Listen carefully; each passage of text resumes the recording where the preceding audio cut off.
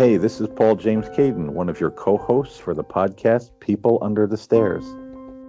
And this is Stan Wanglund, the other half of the amazing duo of the People Under the Stairs. And we're hoping that you'll tune in and listen to our wonderful podcast. Hey, Paul, tell the folks some of the things that we talk about in the podcast. We talk about a wide array of subjects, the paranormal, UFOs, missing 411, even such things as some of the conspiracy theories out there that are wild, things that are happening in the news and our world. If it's strange, if it's weird, if it bears talking about, we'll cover it on the show. Yeah, we do it from a really balanced perspective. We just don't, come up with something, throw it on the wall and see if it sticks. We try and have, the actual facts of what's going on with interesting people as guests on the show, different authors, and, allowing them to tell their story uninterrupted and, in a full and interesting format. So you can get into anything from artificial intelligence to people who say they've been abducted and been on a flying saucer. So if you enjoy those topics, we hope you'll give us a listen and join us under the stairs. Yeah, and for those of you who regularly listen to podcasts, even those of you who are new, we're on all the podcasting platforms, and we're very, very easy to find. So give us a listen.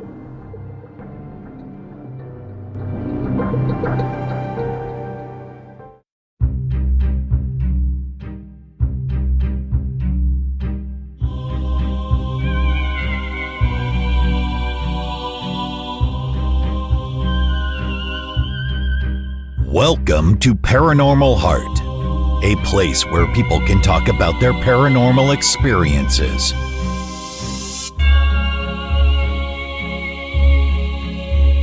With your host, Kat Ward, along with a special segment, Oddities with Jon Mallard.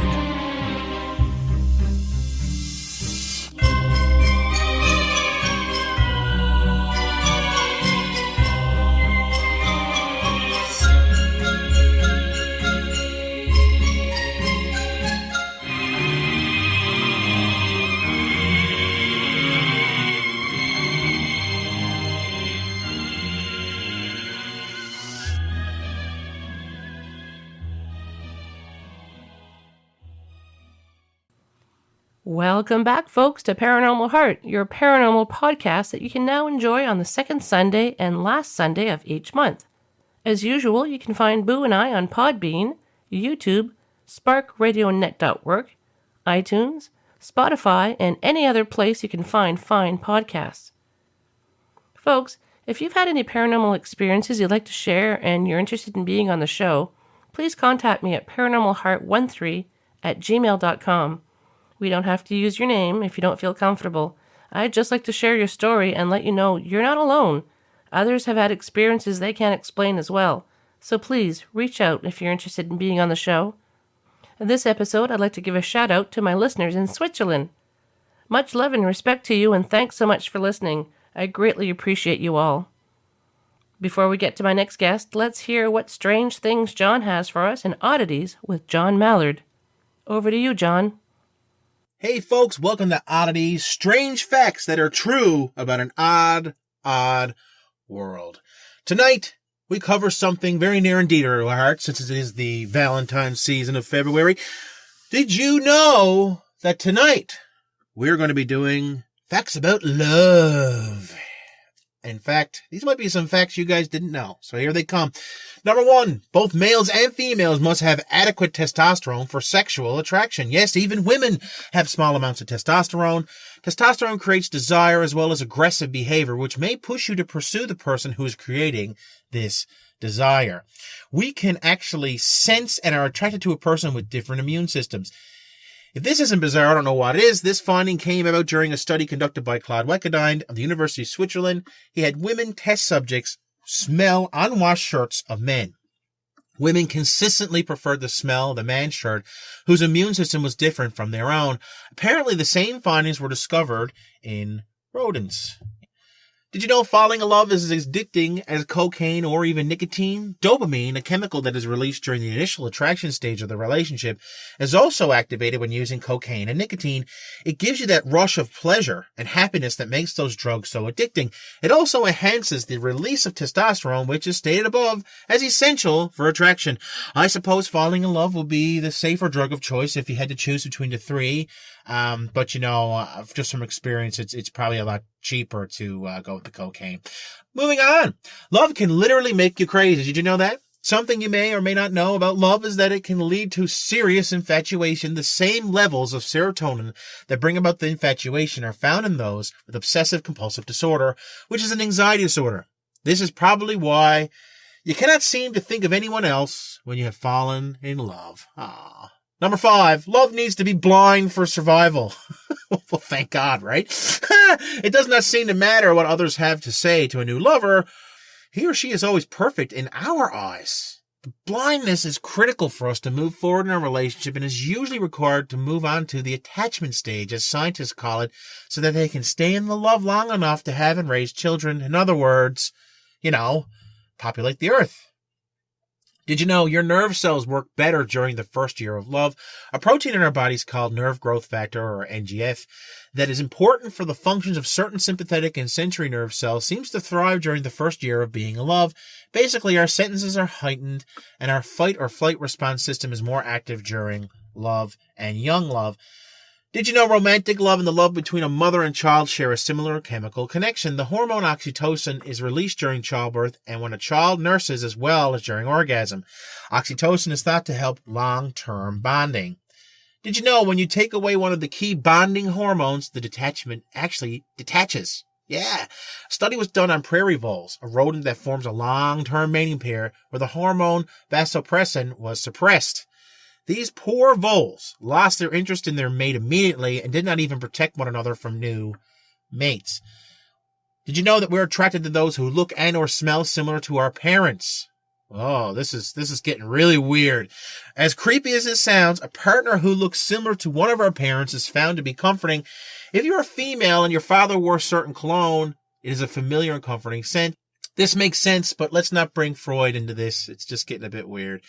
And last but not least, we also tend to fall in love with someone who looks like ourselves a little bit. Talk about narcissistic, right? Well, aside from facial features, hair color and eye color, we also tend to be attracted to those with the same lung volumes, earlobe lengths, and metabolic rates. Although we might not want to think about these things when we are falling head over heels, it might be necessary to remind ourselves to not completely lose our heads in the chemical love spell we are surely under.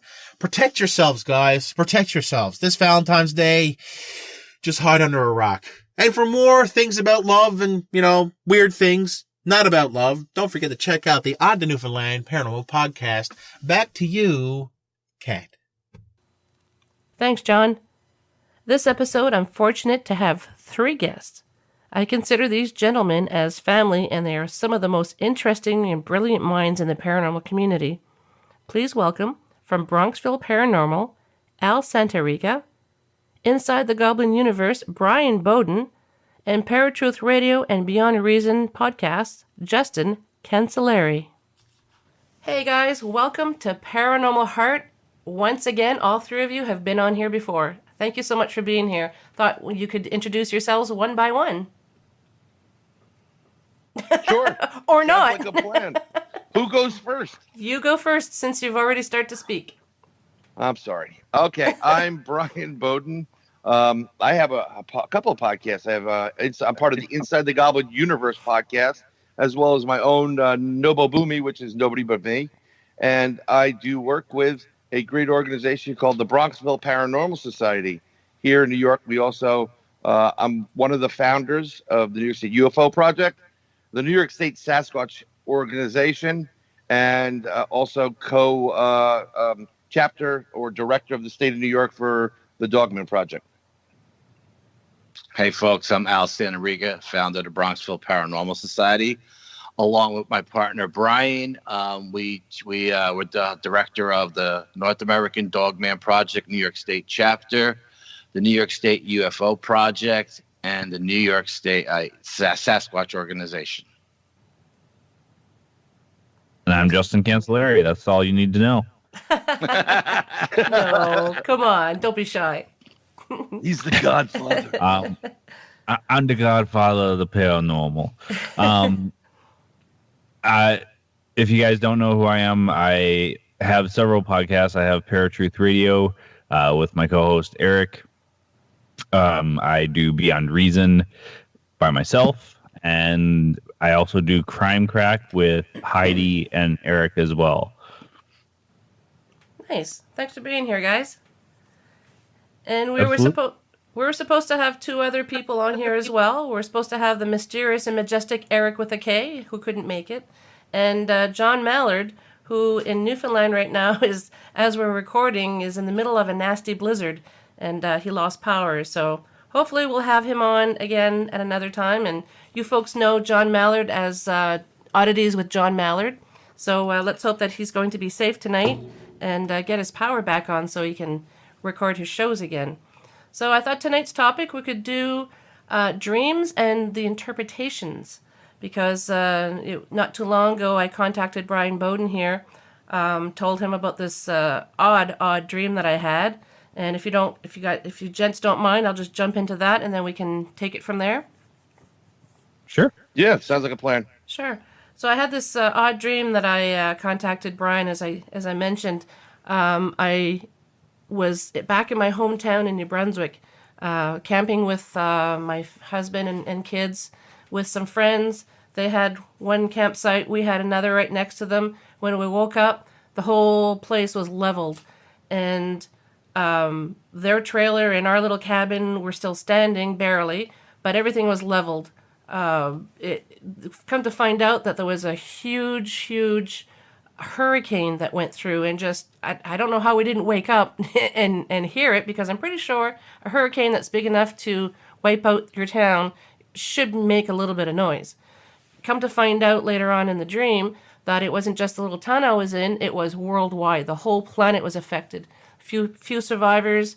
Everybody's starting to come out of hiding, trying to pick up the pieces, and it was very, very real. It was in color, and I don't remember if I usually dream in color, but I remember this was in color, and it was just so real. And then messaged Bryan, I think it was the next day, and told him about it. So what do you all think about that dream? You want me to chime in quickly? Sure. Yeah, go ahead. Well, one of the things that, when you get to dreams, I think they're very important. It's part of your subconscious coming out when you have some crazy dreams. But some people, when you're dreaming and you're at that relaxed state, you're able to, I'm going to use the term vibration. You're able to vibrate at a different frequency. So you're really more in touch with other realms than you think, because there's no other distractions there. It's pretty quiet at night for the most part. So when I heard this from you, Kat, the first thing I asked you is, have you ever predicted stuff from dreams before? Which you said kind of, sort of, yes. Yes. And I mean, I just never heard of a hurricane kind of, plowing through and killing people. A hurricane is not what I would think would do it.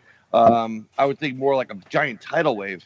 And the first thing that came to my brain was something that had to do with like maybe an asteroid hitting the planet and creating such a shock wave that it wiped everything out. So maybe the hurricane was just shock wave. That's possible. But I remember specifically the dream, it was a hurricane that was mentioned. So I don't know. But like you said, it could have been a shock wave. Hey, Kat, can I ask you a question? Of course. Have you ever lived or slept through a hurricane before, as maybe as a small child or something traumatic that happened as a child? No, I have not. Okay. No, we've had a few earthquakes back in our hometown, but not, just enough to shake the buildings. There wasn't anything major. We'd have fish tanks and the water would slosh, so it wasn't a very strong earthquake. Blizzard, I've been in a blizzard before, but nothing really severe for weather. Well, it's interesting. You said you were back in New Brunswick. Mm-hmm. So normally, like I know where you are now, and you're nowhere near that. So I would never think of a hurricane really being produced a strong enough. Well, if it was strong enough to do globally, I mean, it must have been like a category 9 or 10 or something like that. New Brunswick is definitely susceptible to these things. But I was just trying to think, the first thing in my mind is the entire planet is affected. So, one of the things I did send to you, I remember, was an article that there was going to be a near-Earth asteroid. Yep. Which is kind of interesting how it coincided with your dream. And had that thing, it's about the size of a bus, hit at the right spot, it may have created a problem globally. It could have. It was very, like I said, very real. And then I had another dream too that I just had to message you the next day. I vaguely remember it now. The hurricane one I still remember, but this other one, I was on an investigation with the team, and please chime in, Bryan, if you remember any more details that I told you, but all I pretty much remember is we're in the basement of our investigation, and something about one of the walls, there was a door that was opening and nasties were coming out. And I remember saying, I have to contact Bryan. And I'm there with Katie Turner.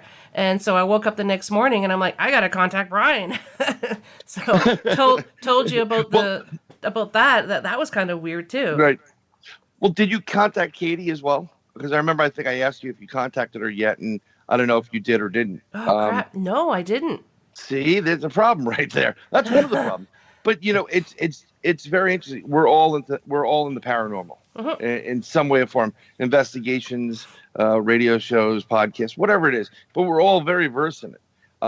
The fact that it was so real, that you were opening a doorway, which is very interesting. Because I've experienced, and Al and I actually have experienced what may have been times rips and stuff.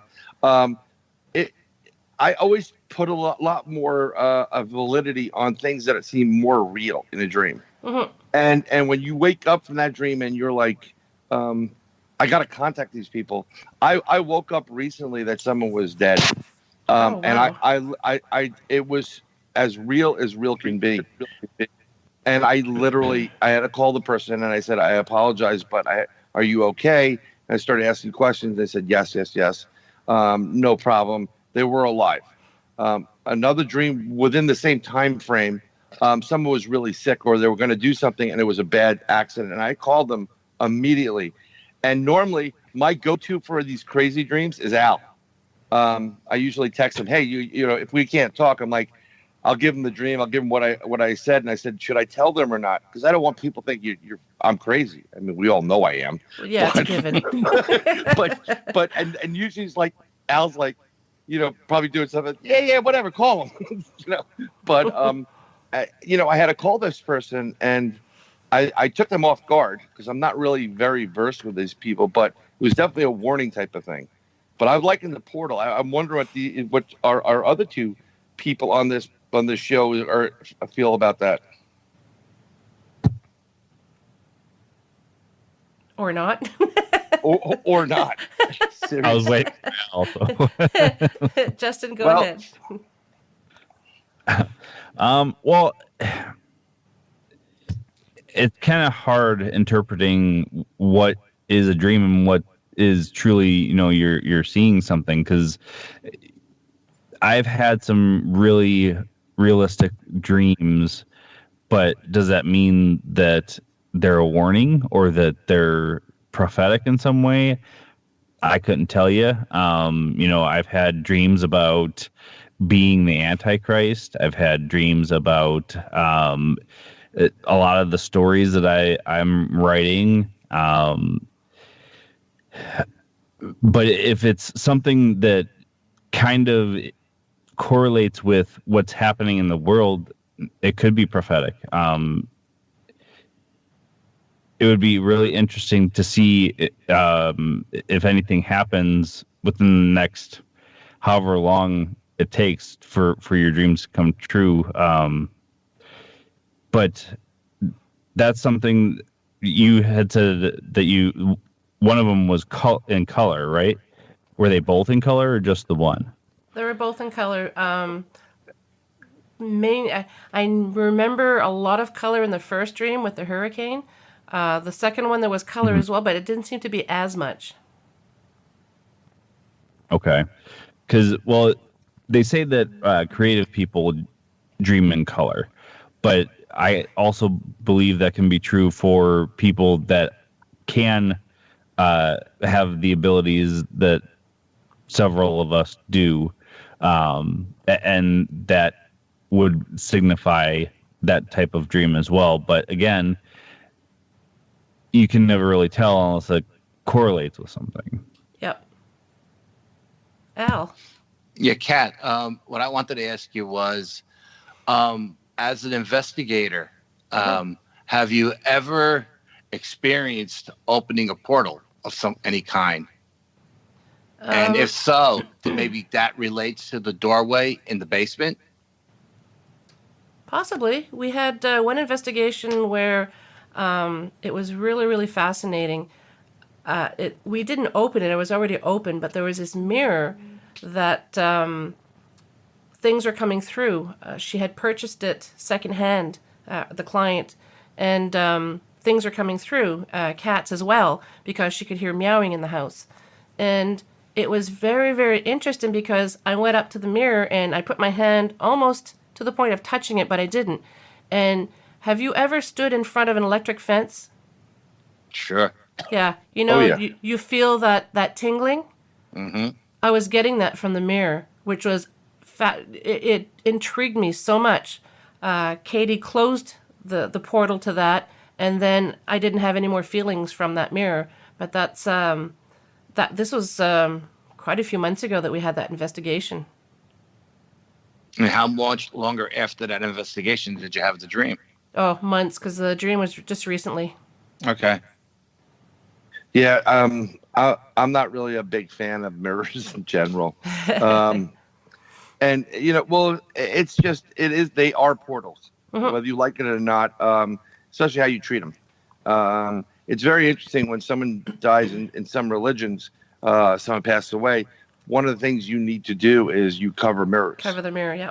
Right. Anything with a reflection, you cover it. And they say that, some people say, oh, it's for vanity. I think there's other reasons for it. I think we're at a certain point in our lives where we're a little bit more vulnerable. So we're attracting that loss. There's still a connection there, even though that person has passed into the realm of wherever. There may be an open connection or a tether that we're not seeing, and that's why you cover the mirrors.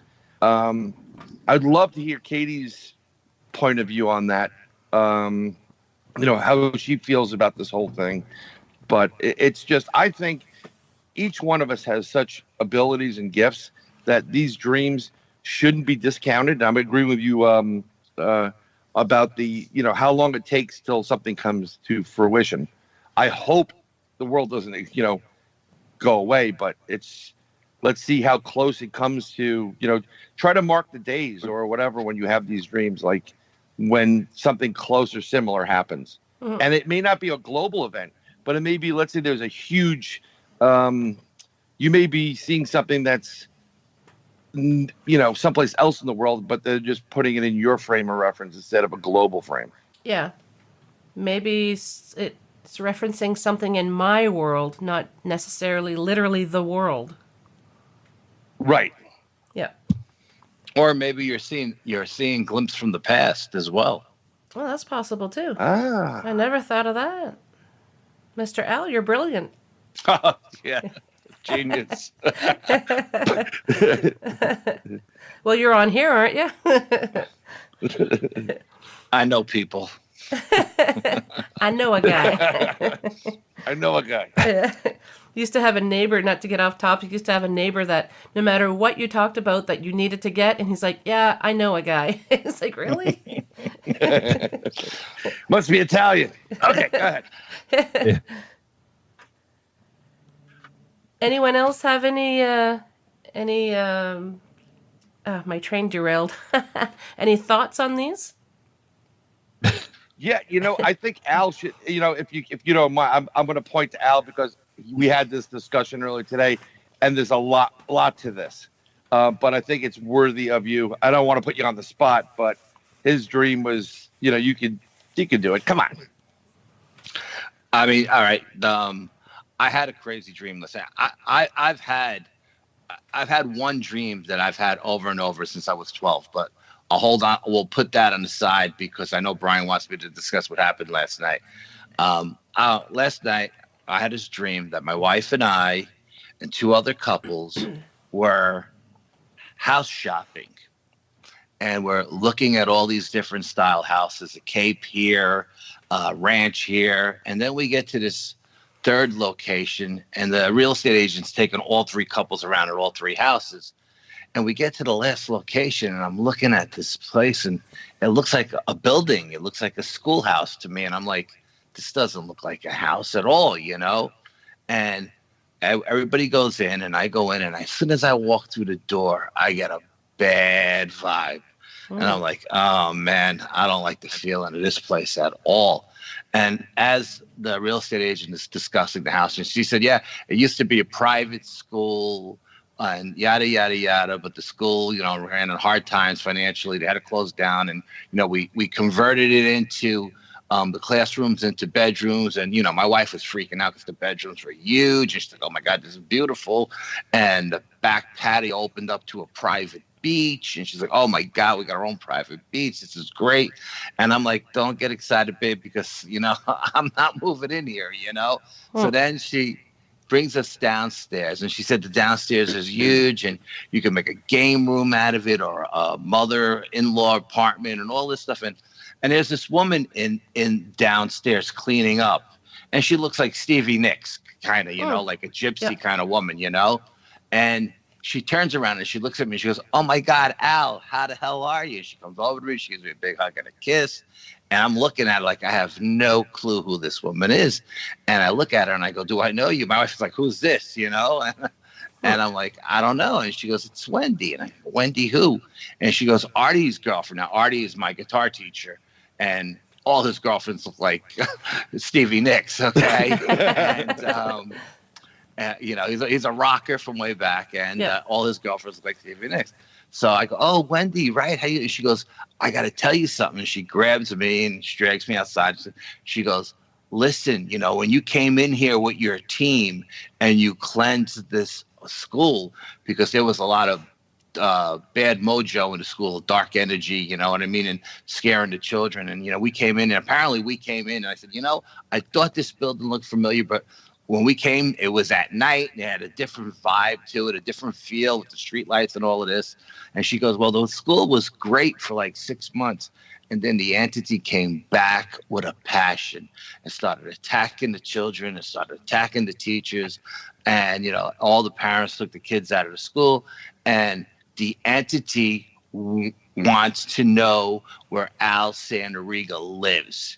He wants to come to your house. He wants to come after you. She goes, but I didn't tell him because I'm protected. And she pulled out all these charms and stones and everything. So I said, yeah, I'm good too. And I pulled out my St. Benedictine medal, I said, I'm good too, She goes, I wouldn't tell him where you lived, Al. He couldn't scare me. And so, and it's just, and it's like, I knew this place had a bad vibe to it. I'm telling my wife, let's just get the hell out of here. Last thing I wanted is to take something home with us. And should I tell him the rest, Bryan, what happened afterwards? Yeah. It correlates. Go. Okay. So, the dream is going on, and I hear what sounds like monkey barking in my dream. Okay. Monkeys barking? Yes, and I'm like, what the hell is that? And I'm hearing it, and all of a sudden the cat that's laying out in the bed between my wife and I gets up and runs under the bed. So now I get up and I'm sitting. Now I'm awake and I'm sitting on the bed, and I'm just leaning towards the window listening, and you can hear these 2 monkeys barking like a husband and wife having an argument in my backyard. Okay, so I'm thinking, am I really hearing this, or am I still sleeping? And I hear my daughter come running down the steps from upstairs. She comes running down the steps. I jump up and I meet her halfway, and I stop her, kind of cut her off at the path. And she goes, Dad, do you hear that? And I go, yeah. She goes, what do you think that is? And my wife has like 3 foxes that she feeds. And I just told my daughter, I said, I think it's the foxes. Maybe they're fighting or something, you know. I don't really know what it is. So I went in the kitchen and I put on the sensor light, the floodlights for the backyard to see if I could see any eye shine or anything. And as soon as I put the floodlights on, all the monkey barking stopped. It just went dead silent. Now, what I didn't know last night or the night yesterday, because when I go to work, it's dark. When I come home, it's dark. So I really don't look in the backyard once I get home. My neighbor next door has been taking down trees in his backyard, a lot of dead trees. He's taking them down so they don't fall on his house. Mm-hmm. So he's taken down quite a bit the last 3 days. But I didn't know that till this morning when I woke up. So I don't know if these creatures were freaking out because my neighbor's taking down these trees. But I told Bryan this morning, so when I got home from the doctor's office this morning, I was going to go up into the woods and look around. And I found what looks like a nest, a big giant nest. And because behind my house is like 100 acres of woods. And then across the street is like another 100 acres, but it's like wetlands. But I found this big giant looking nest type deal, but there's no entranceway to it. Doesn't make any sense. It's just one big giant mess of branches and sticks and just crazy looking. I don't know what the hell it is. I mean, there's a lot of what we call structures in the back 100 acres in the back of my property.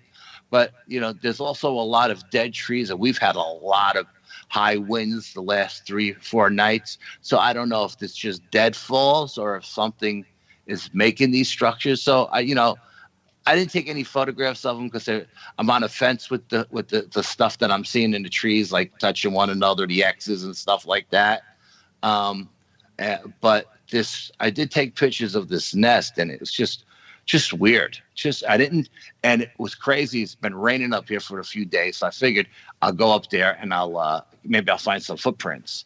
But of course, last night it dropped down to like 10 degrees. So everything is frozen solid. So there was no footprints or anything to be found in the woods. But it was crazy because I'm in the middle of this crazy dream. And I don't know if this dream is a premonition of things to come, because I have a few things on the docket coming up, in February, or if it was just a stupid dream.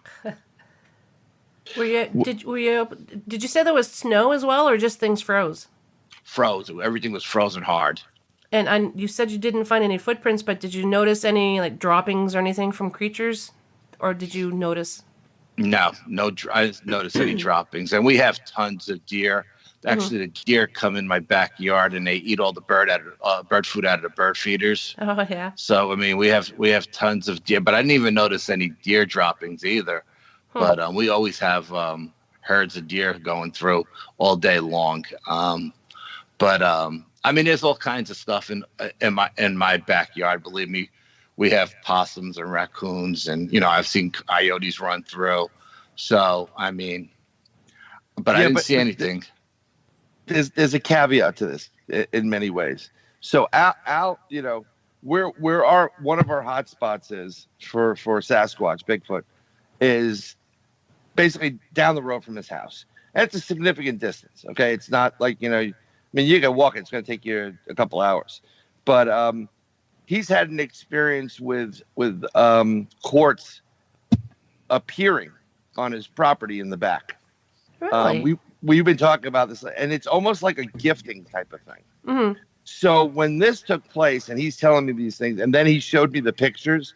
Now, when you take down trees, and if you're a homeowner, and you got to take down some stuff, yeah, you'll kind of pile it up. But this was a totally different type of pile. This was a totally different nest. This was like purposely built, and a lot of it. And I don't know which neighbor it is on his property, but it definitely had that feel that something was resting in it or on it. Uh-huh. And, there's something more to this. So I think maybe the first portion of the dream could have been, and I was going to say it before them when we were on the phone, maybe they were communicating to him or trying to, get in his conscious. And he was picking up, I don't know, Al, maybe you were picking up some vibes from these, when you say monkey barks, then the first thing I'm thinking is Bigfoot, Sasquatch. Yeah, because when my daughter looked at me, her eyes were as big as saucers, and she's like, "Dad, what is that?" And I'm like, "I think it's just the foxes." 'Cause if I would have told her what I thought it was, she would have never been able to sleep in the house ever again. How old is she? 26. She just turned 26. Okay. So I mean, I just think it's very interesting that the dream previous to this was, I don't think these creatures are out to harm Al. Or whatsoever. But sometimes these, when you get to these Bigfoot encounters, Sasquatch encounters and gifting, there is a communication that takes place. And maybe it's on I'm going to go crazy, but a telepathic type of level. And the fact that he was dreaming, it makes it easier for these things to communicate to him or tap into that subconscious level. And unfortunately, they picked a scenario that kind of turned a little bit freaky in the dream. Maybe it was because your neighbor was taking down some trees. Maybe they were living in there and they're just letting you know, hey, this is not cool. Yeah, I mean, what's crazy about this structure that I said Bryan the photos is that it's huge. It's huge. When I tell you it's 6 feet tall and it's got to be a good 12 feet in circumference, but I mean, it would be, and it looks like an igloo. It's round like an igloo. Okay, it would make a great resting area or den or something if there was an entrance way to get in. I don't know how they're getting in. Are they tunneling up through the ground? Because there's no way in. It's giant ridiculous. Moles. Yeah, I mean, or they lift it up. Yeah.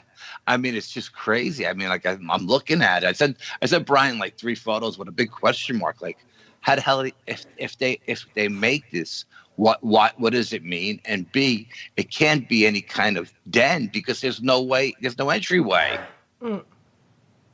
Oh wow, that cold's really bad, Kat. I'm only playing everybody. Background. When we were on an investigation at a spot where Al saw something while driving, and we came across what looked like a bedding area. And the structure itself, although it was very large, I got a bedding feel from it. It looked like there was like something was resting on it or leaning on it, more so than sleeping in it. So maybe it was they used it as bedding. No, the only thing I could think of is if you was to sit down and just rest your back up against it and lean against it that way, like to rest. But why would you have to make such a huge structure when you could just use a tree to do something like that? I don't know. Because there's more than as far one. as the dream goes, I kind of, when I woke up this morning after all the, for real, went out in the middle of the night, when I woke up this morning, I kind of got the vibe that the dream was like a premonition or something. I just felt like it was a premonition. I don't know why I felt that way, but I don't usually get premonitions. I think I got one in my whole life, and that was it. But you're getting a premonition dream where it's like a warning in there, and I'm thinking opposite, like he was shopping for houses, so he's hitting the lottery. Before we get to Justin's thoughts on that dream, did you ever consult your psychic that you have in your team to see if she had any thoughts on that? Any feelings? Yeah, I was actually supposed to call her today, but I was doing so much running around that I never got a chance to get in touch with her. But I'm sure at some point next week I will call her and discuss it with her and see what she says. And here's the fun part, Kat. If it's something really major league, she'll be calling him. Yeah, I was thinking of that. Justin, what are your thoughts? Well, kind of to piggyback off of both what you and Bryan were saying, if these things can speak telepathically, and it's a dream about buying a new house, we're talking about trees being cleared. maybe they're upset about the clearing of the trees. They need to find a new home, and they're communicating to each other, but in maybe by accident communicating to Al in his dream, because as Bryan said, we are kind of more susceptible when we're sleeping. So that to me sounds like a pretty good possibility. And just the fact that Al, not you, but also your daughter heard these things after you had woken up, I mean, justifies that it wasn't just wind or, you know, something else altogether. There was obviously something chattering in your backyard. Yeah, like I was telling Bryan, I mean, it sounded like it was right in my backyard, but it could have been, you know, 200 yards away up on top of the hill. But it was just so loud. It sounded like right. I mean, believe me, right. Foxes make some crazy noises. We've heard the foxes go at it, and all the foxes that we have in our yard are all related. They're all either mother and daughter or sister and brother, and there's still times when they're moving the pups from one den to another, or if they're fighting over a piece of food, because like I said, my wife feeds all the animals. They make some strange noises, but I've heard that noise before, you know, and it sends chills up my spine. And you said your cat reacted to it as well, right? Yeah, actually, I got two cats. One ran under the bed, and the one that sleeps in the kitchen underneath the table in a cat bed. When we went into the kitchen, we couldn't find her. She was wedged in a corner behind the stove and the refrigerator, hiding. So you know it was something. Definitely. Yeah. Interesting. That's. I mean, it's just, you know, what I loved about this whole thing is when he said it is that he got validation from his daughter because his daughter heard it. Yeah. And my daughter's got supersonic hearing. If she's upstairs with her TV on, she has like a sound machine and everything, and her and her husband could be in their room sleeping. If my wife and I could be in the living room, 2 rooms away, with the door closed, and if my wife says something about her, she'll come charging down the steps because she hears everything. What'd you say about me? She hears everything. I have a friend back home too that has superhuman hearing. I'm like, how? Kind of creepy. And the second dream I was gonna actually discuss tonight was, since I was about 12 years old, okay, I've had the same dream over and over again. Different periods of my life, 12, maybe 14, 16, different times. I'm a knight, like in King Arthur time, the mid Dark Ages, mid 12th century. I'm riding out of a black forest on my horse. My armor is all rusted, and I look like hell. I'm riding up towards a lake. I see there's this beautiful lake with glistening water and sun shining off it. I grab my horse. I walk my horse to the lake. Horse is drinking the water. I'm washing my face. I take my helmet off. I'm washing my face. And something catches my eye to the right. On a peripheral vision, I see something. And when I look over, there's a castle. And the outer wall has been knocked down. So I walk over to the castle. I climb over all the rubble, which was once the wall. I go into the courtyard, and it's just, this castle looks like it's been under siege for a decade. And I'm looking around, and there's nobody there. So I see these steps that go up towards the tower. So as I'm walking over the rubble to get to these steps, I trip over a stone. So I go to move the stone, and I see something like shining. So I move another stone. All of a sudden, I see there's a knight in armor buried underneath this rubble. So I start moving one stone. I start moving the other stone. And then as I go to lift up the shield to see who it is, I usually wake up. So I never get to see who that knight is. Well, recently, I would say maybe a year ago, and I always kind of felt that when I woke up, I would wake up and I would wake up pissed, like, damn, I wanted to see who that guy is. But in my gut, I always kind of knew that it was me, you know. And I was actually a ghost riding out of the forest to find myself. I was like a lost soul or whatever. So anyway, recently I've had that dream again, maybe a year ago. Only this time, when I lift up the shield, I see my face, and it's me. And there's this weird, like, kind of connection kind of thing where I'm hit with this bright light. And now I'm outside the castle walls again on my horse, and my armor is glistening. Okay. And out of the black forest comes about 24 knights riding towards me. And their armor is shining, and they're just riding towards me. And as they get to me, I join in line with the first rider, and we're riding off. But we're not like riding off to the sunset, which is weird. We're riding off towards the sunrise. The sun is just rising over the mountains on the other side of the lake. So, I mean, you know, I actually went to a meeting where they had a dream therapist there, and she gave me this long what she thought it was, you know, but I'd like to hear your guys' thoughts.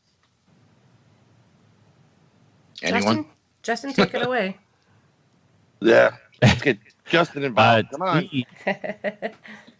That actually sounds kind of like a past life type dream where you're trying to connect with a past life, especially with the fact that you at one time couldn't see yourself, but now you can. So maybe you're starting to come a little bit closer to that past life. It's actually kind of interesting. Kind of reminds me of Star Wars a little bit.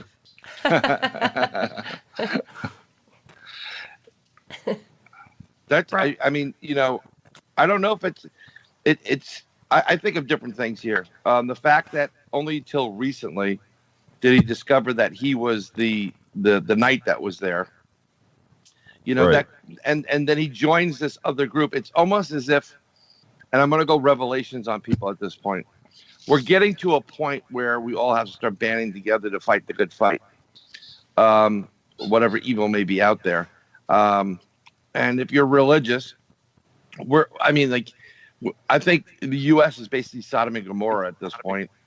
And maybe it's him finally finding himself because they need him, that'd be you, Al, to join the battle and fight the good fight for truth, justice, you know, and a religious aspect of it as well. Knights Templars come to mind right off the bat about this. That's basically what you're doing. You were fighting. It wasn't just fighting for your country or whatever. When we're talking about knights, you're fighting for good in general.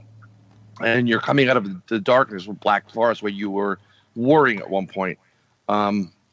You know, I get the whole, Justin, I get the whole Star Wars connection where Luke's going in the cave and finally realizes that Darth Vader is his dad, you know, and then he gets pissed off why his dad left his mom, and it's whatever. But I think the reason why you're getting the information now is you've developed, you've grown as a human and spiritually and personally, and that's why you're ready to handle this next phase. I think you're going to have the same dream again, but it's getting to the point where you're traveling to, and I think that's going to be the next. I see where we're going, but I can't see everything, you know, perfectly, and then that will be revealed to you as you go on with your life. You know, when you're becoming closer and closer to what's really supposed to take place. Wow. Well, I mean, it was that, and also me as a midget in the safety dance video, dancing around with little unicorn, you know, like an accordion or whatever. Well, according to this woman who I told the dream to, she's a dream therapist and she's a psychic as well. And, you know, and it's funny that what Justin said, he thought it was a past life experience, because when he said that, he gave me chills, because that's exactly what she said to me. She said, this is not a dream. This is a past life experience. And it's like you brought the second half of it. What she said, Bri, she said to me, she's like, the reason why you could never see yourself is because you weren't ready for that. Even though you knew in your gut that it was you never actually showed it was you. She said, that was like you were a lost soul. You were wandering in the darkness, the black forest, and you came out, you found your way home.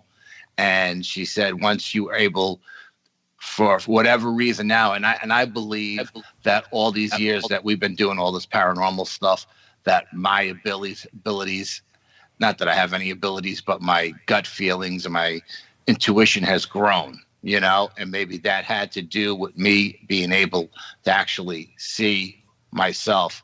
But she said, the funny thing is, she goes, it's funny that you said you weren't riding off into the sunset. You were riding off into the sunrise. So she said, you're starting like a new adventure, in another life. You know what I mean?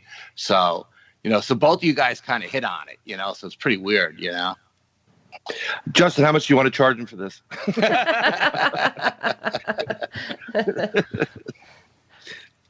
I want to know if Justin had $5.99 per minute. Yes, I'm Miss Cleo. Welcome. Call me now. It's funny. I think I had the same thoughts from all of you from that dream. And that's all I'm going to say about that. Well, I mean, Justin, you've been fairly quiet. Have you ever had anything like this or a prophetic dream where, something happened besides the fact that you thought you were the Antichrist, which is very interesting alone? I mean, that's explains a few things. Well, that's almost $10,000 in analyst bills right there. Going to your analyst. Well, there was one time when I was the Antichrist and I killed everybody.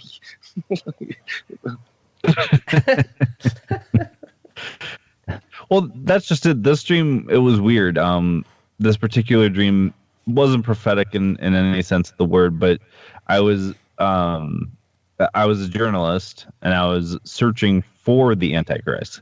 I knew who I thought it was, and I was gathering evidence to prove it. And towards the end of the dream, I'm seeing these flashbacks of certain parts of it, and I come to the realization that I'm the Antichrist. When that happens, my head spins 360 degrees. One eye turns white, one eye turns black, and that's when I woke up. Wow. And there I was going to think you thought Erik was. Leave it to the born again. We're okay. One of the things, the problem we have here is this: each one of us, not only are we gifted or talented in what we do and possible abilities, the fact that we are that very creative and artistic lends to the problem that when you're having these dreams, maybe you're picking something up, more imagery from something that happened around you. Like I think Erik mentioned that before, you've had an experience last couple of days before, and it's carrying into this dream at this one point. I know that when I do what I do, I always second guess myself because of the fact that Al and I could sit down at any meeting, any UFO meeting, and we could literally tell about us being abducted, and we can give them every detail they need to know. And people will 100%, these guys were abducted. Because we know that much as researchers, investigators. Mm-hmm. So, your dream about becoming the Antichrist, although there's no way, you're just way too nice for being the Antichrist, even though you're the godfather of paranormal. I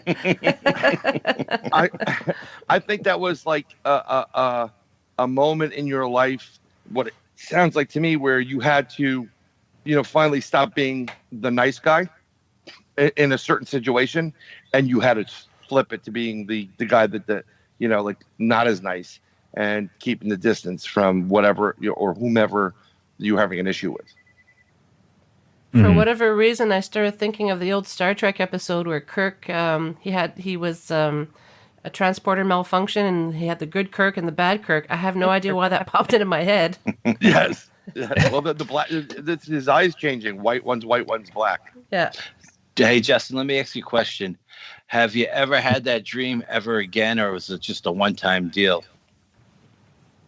Or any No, it was a similar? one-time, but it was so vivid that I still remember exactly what happened in the dream. There's only a small handful of dreams that I've had that I can say I recollect 100%, and that's one of the very few.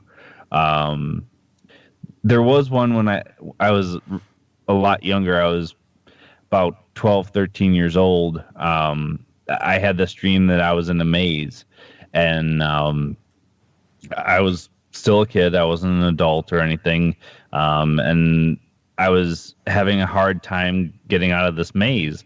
And I eventually find this creature. I can't remember what it looked like, but I remember it wasn't human. And eventually, it leads me out of the maze. But as we're coming out of the maze, there's this ledge, and I end up stepping off the ledge. And as I'm falling, I wake up. I had that dream at least 3 or 4 times as a kid. Yeah, I've had dreams where I felt like I was falling too, and I just like jump, I catch myself thinking I'm falling out of bed. But yeah, that's a very vivid experience when you have that feeling of falling. That'll really jolt you. So that's pretty interesting dream. Wow. Did you actually feel yourself like a drop, like a fall? You know, because you like it, you know, on a roller coaster, part of the drop is you feel the G's. Did you feel yourself falling? You know, when you dropped? Yeah, and actually, numerous times as an adult, my wife can attest to this. I've jumped as I had maybe fallen asleep just a couple of minutes, and I jump, and she goes, "Were you falling again?" I'm like, "Yeah." Well, here's the thing about those dreams, and this is my take on that. You actually were out of your body. That's an out-of-body experience. You're having an out-of-body experience. And you dropping and that feeling of falling is you actually reconnecting with your physical body. So what I was going to suggest to you is, and it's really funny because we all have dreams that we don't remember. I remember, we had a dream, but I don't remember it.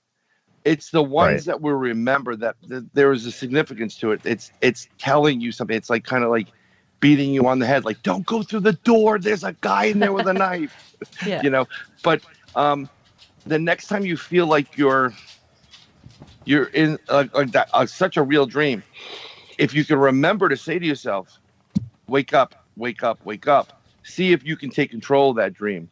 And if you can, I'm going to lay money that you're actually having an outer body experience and you are no longer in your physical shell. You are actually experiencing something for real in a different realm. And it's not the dream realm. It's you're vibrating at such a level that you're able to leave your body and almost like astral projection. You're able to travel to a different area. Well, I've had lucid dreams in the past. I mean, a lot of people don't believe in lucid dreams, but I've had dreams where I can either A, I can take control of the dream, or B, and not from my understanding, not too many people can actually do this. I can actually go back into the dream at the exact spot that I woke up and finish the dream, even if I don't want to. Wow. That is you physically leaving your body and going to the place where you were. That's a real thing.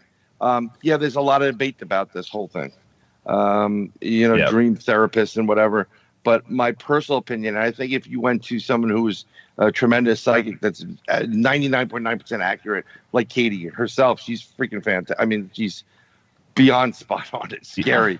I love and I challenge all these people that are psychic. Our psychic is just spot on.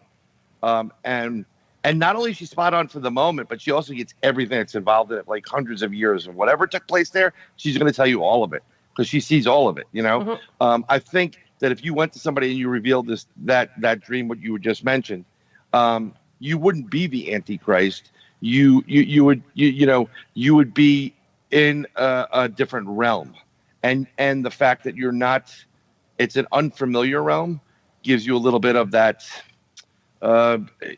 being inhibited to go forward or scared to go forward.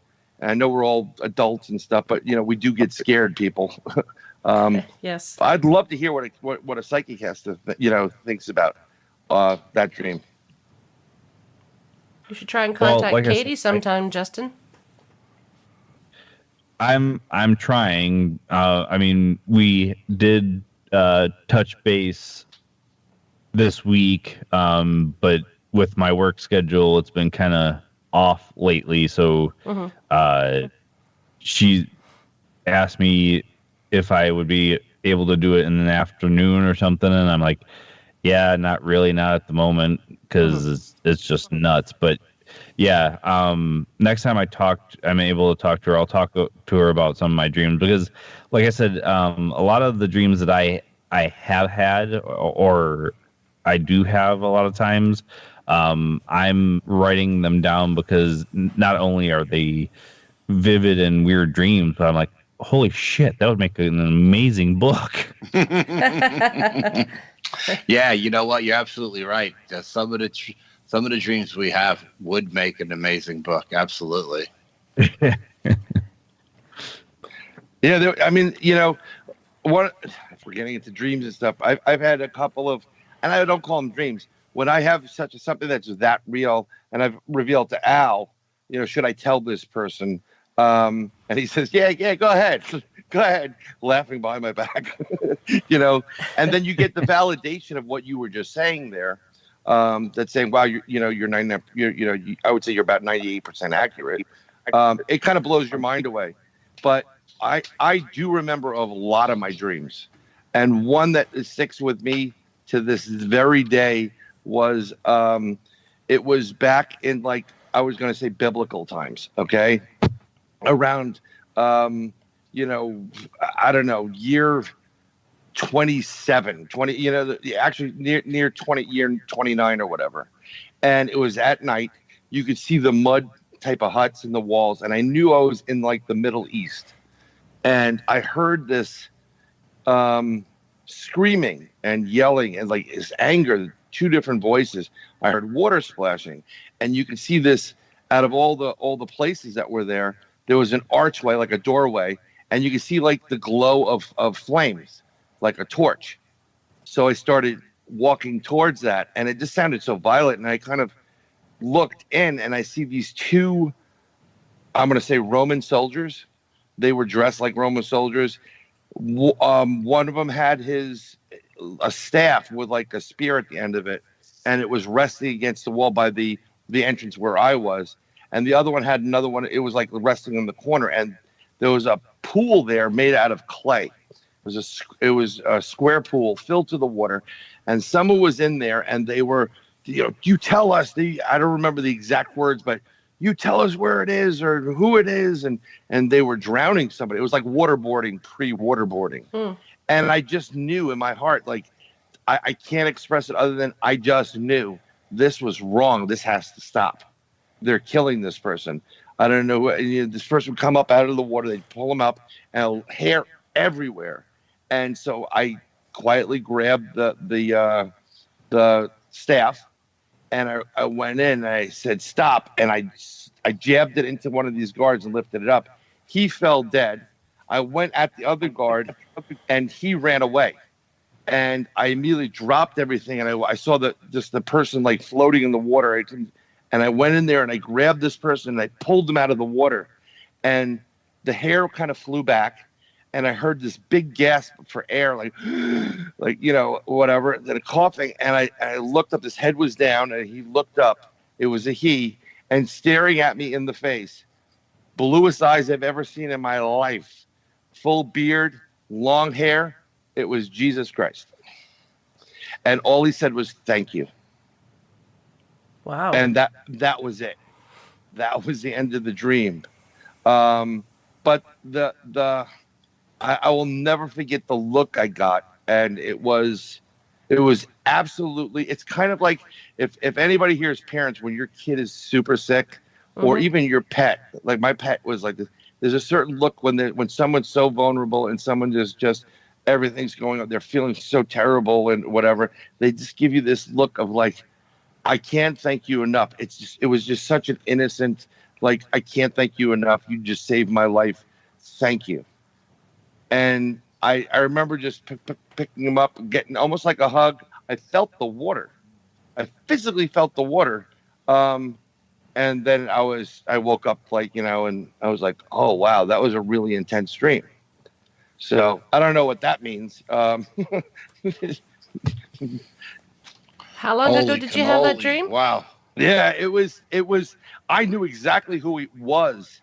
I didn't know he was there. I knew the first thing in my head is Jesus Christ. He wasn't like all white or whatever. He was Middle Eastern-ish. There was a tan to his skin. A lot of people try to put their own culture and brand on this, Jesus as a Messiah or a savior or whatever. But, he was literally like a part of the tribe down there. It was totally different because the Roman soldiers were definitely like white, like, Caucasian. And this person was, leaning towards that, but more Middle Eastern. They had this certain like olivish, like tannish complexion. But it really, I've never forgotten about that dream. It's never happened again. But it was pretty intense.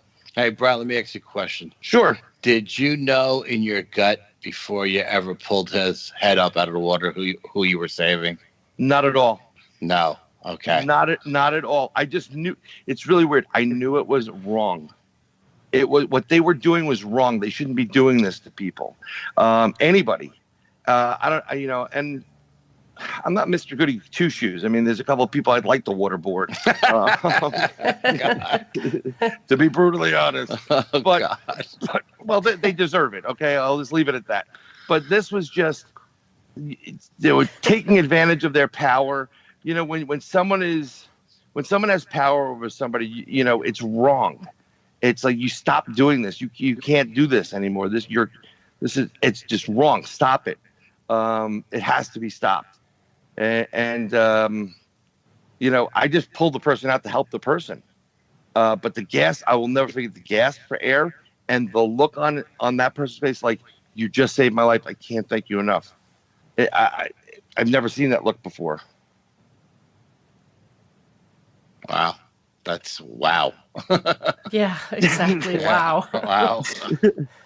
Wow. And it's really funny because I'm not of the faith. Although I believe in the person, I'm not of that faith. I'm more spiritual than anything else, and I am an ordained minister. But it's just very interesting that a couple of people, I took philosophy, had to take philosophy in school. I think everybody has, and whatever. And we learned about the allegory of the cave.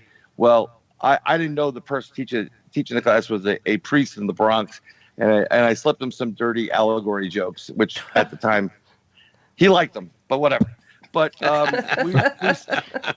we started talking about calling, and when people, if you ask most people that, and I'm going to say the good ones, and I'll leave it at that, when they went to, and this becomes from priests to nuns to anybody who's religious, and that multiple cultures, even the shaman and whatever. Why did you choose to do this? You get a calling. And you're supposed to have prophetic dreams, religious dreams, and what have you. I have no desire to be a priest. I think Katie may have mentioned something about me being a healer at one point. I know some other people, two other people that were in touch with the psychic realm that I validated, mentioned something about I should be healing people. I've always felt I should be healing people, but it's just very weird, like what's a person of my faith having a dream about a person who is the leader of Christianity. You do know Jesus was a Jew, though, right? Yeah, born, raised, lived, and died as one. It's one where it's too complex and to get into religious and whatever, and I don't subscribe to the BS that's associated with it because the tales told about who did what to whom and whatever. I think it's just taking advantage of, of the moment. Like, the history is written by the victor, right? So Absolutely. whether it's true or not, so everybody's like, Judas, like, yeah, what's up? It's like, I don't necessarily believe in that. But it was very, very interesting. I've had other, I'm going to say religious-based dream where it's a spiritual, where I literally woke up and I walked outside. I was in a stone type of room. I saw light coming, really bright light, golden light. I walked out and I'm standing on this, I don't know how to describe it, but it almost looks like ruins, a combination of Roman, Egyptian, and Greek and Aztec type of architecture. And it's outside, or it seems to be outside. It's like a golden, everything is golden. It's a golden color.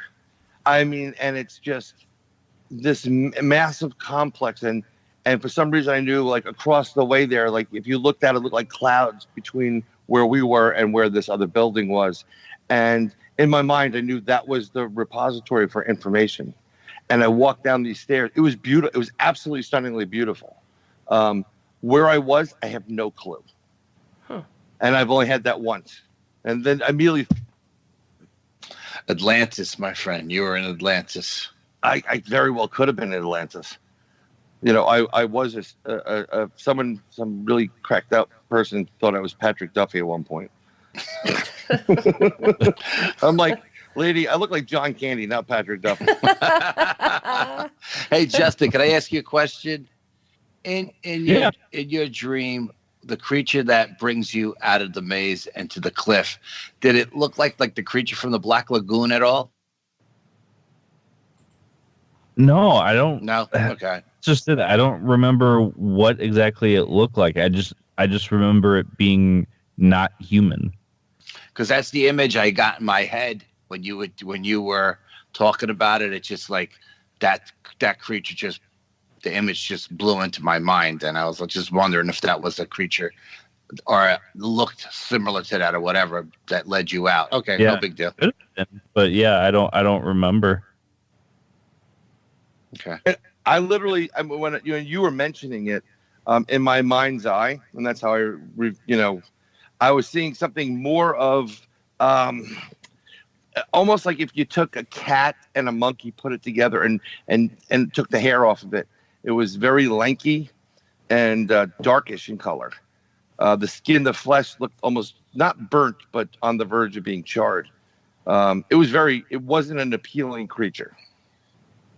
Huge eyes? Not really black eyes. That's what I was seeing. And it was, you just got the vibe that it was up to no good. And you don't remember what it looked like at all, eh, Justin? No details at all? No, like it's been a long time since I've actually thought about this, but yeah, I don't remember what it actually looked like. Just like I said, I knew it wasn't human. Mm-hmm. Okay, next question for Justin. When you were in the dream and the creature was leading you out, did you ever get the feeling that it was leading you to your demise or rescuing you? I thought he was helping me. Okay, because that's the vibe I got too. I don't think that when you fell off that cliff, I don't think you were going to hit like rock. I think you were going to hit water. I don't know why I feel that way, but I just think he was rescuing you. I don't know. Interesting. That's very, very interesting. It's this is the thing with I don't know, Kat, you have things that you can do. I'm sure Justin, I don't even what you can do. I know Al can do a lot more than he leads on to. I agree. Yeah.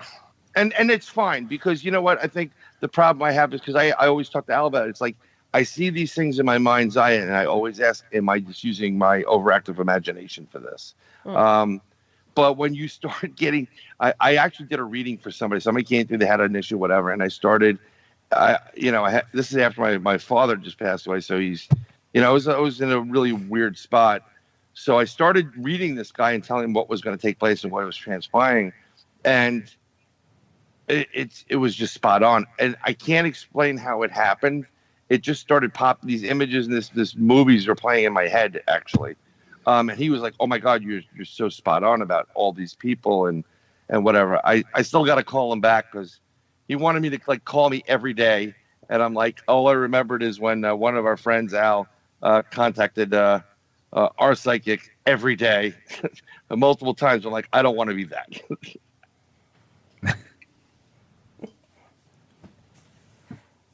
Any other comments, gents?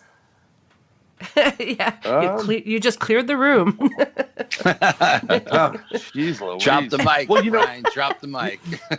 You know what I think? I think here's an idea for you, Cap. Yeah. So this show's going to come out when it comes out, okay? Mm-hmm. I'm going to think if you can give us a rough guesstimate of how many days after this it's coming out. I want to see if any one of us has another dream or similar dreams, or if we are in each other's dreams. Oh, I want to see. Very interesting. I think it would be a great follow-up, just before you publish, to do some just as show notes. We'll just message everybody and they're like, you guys were in my dream last night. Or, it was funny because I had a dream and the next thing I know I was with Kat, and then we kind of met Al someplace, and then we went over to where Justin was and we bought some pottery. I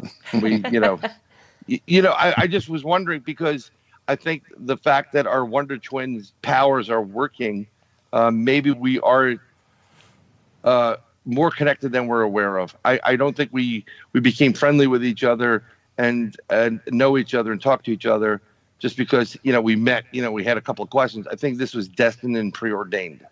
Agreed. Because it's almost like we've known each other before. We met online and we just got this rapport, and it's like I said, it's like we've known each other and we've never met. We have this connection. Yes, absolutely. I mean, Al, there are no coincidences, right, Bryan? No. You know what? No, there aren't any. I wish there were, and I wish someone would give me those lottery numbers and those coincidences. Yep. Agreed. Let's hope that we'll all.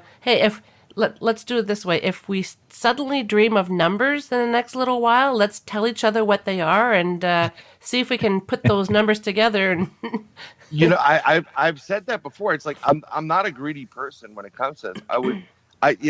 Every time I talk to someone who's a psychic, I always ask the same thing. Cindy will never give me us the numbers. She goes, "I can't do that." And I'm like, "Yeah, you can, because it's not for you. It's for me." She goes, "No, I can't do that." Doesn't work that way, Bryan. No. Exactly. And Katie laughed at me too and said, "I can't do that." And I'm like, "But it's not for you. It's just for me."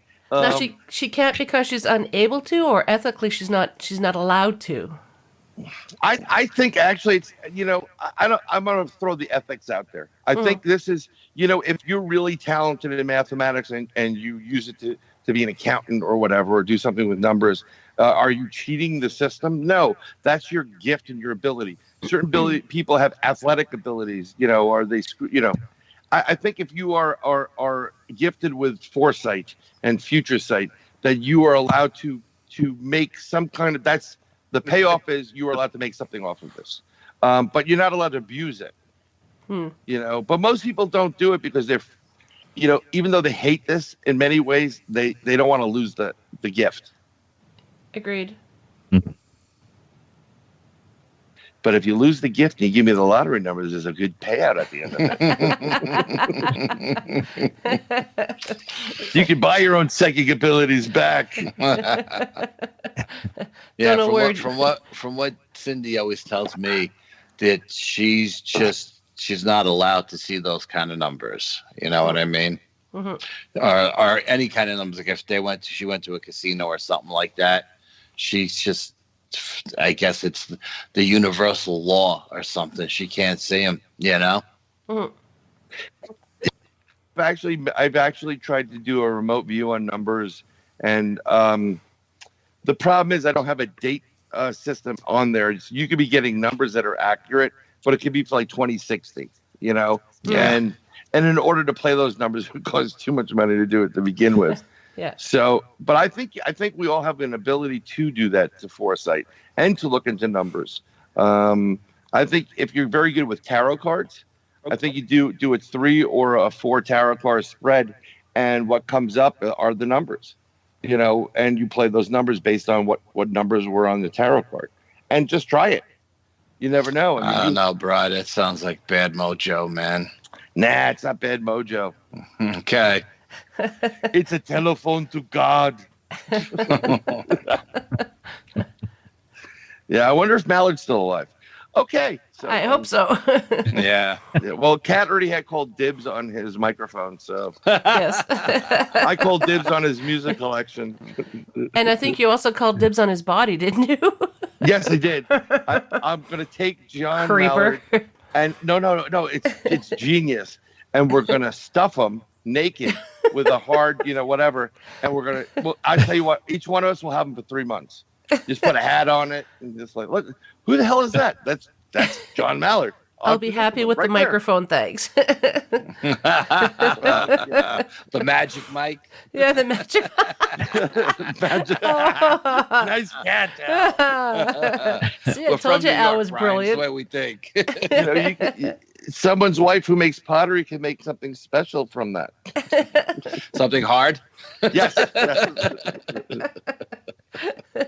Okay, I'm getting tired. I think I better leave. Well, it has been over an hour, gents. Well, this has been a lot of fun, Kat, and thank you for inviting me, and thank you guys for being here as well. Had a great time. Thank you so much for being here, Al. Thank you. I think it's time to call it a night. Yeah, I will be adding in the show notes where everyone can find you. But Al, before you go, if you could tell us where people can find you, and then we'll go to Justin and then Bryan, and then we'll call her. Sure. The Bronxville Paranormal Society. You can find this on the web, on the net, whatever you want to call it. All social media. Bryan's got us on everything under the sun. So, you know, Facebook is the easiest place to find me. That's the one place I usually hang out the most. And that's about it. Okay. Thanks again, Al. Thank you, Kat. Good night, folks. Good night, Al. Justin, where can we find you? Well, all shows can be found at newlanternmedia.com. You can also find me at my website, which is justincancilliere.com. I'm on all the social medias. Just reach out. If you don't know how to spell my last name, I'm sure Kat can figure it out and put it in the notes for you guys. Yes, I will. Thank you, Justin. And Bryan. Oh, it's my turn. Cleaning up. I'm also on Podbean, InsideTheGoblinUniverse.podbean.com. You can find me with, Al Santariga always. It's his right hand, Bronxville Paranormal Society. I'm on Facebook, Twitter, unless I'm banned. And also, my shows, Nobo Boomy, Nobody But Me, Inside the Goblin Universe, Sideshow Safari, and Paranormal, Portals of Perception, sorry. But yeah, you can find me all over the place, and I'm available for any type of event, bar mitzvah, bat mitzvah, wedding. Just let me know. He gets around, doesn't he, Justin? He does. Yeah, actually does. Well, thank you very much, gentlemen. I really, really appreciate this. This was a lot of fun, and I hope we can do it again sometime. Absolutely. Yeah, that'd be great. Good night, everybody. Good night. Ciao. Good night.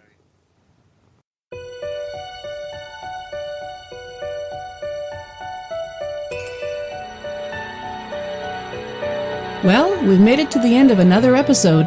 Thanks so much for listening. Until next time, take care of each other. And if you'd like to be on the show or have questions and comments, just drop me an email, paranormalheart13@gmail.com. I'd love to hear from you.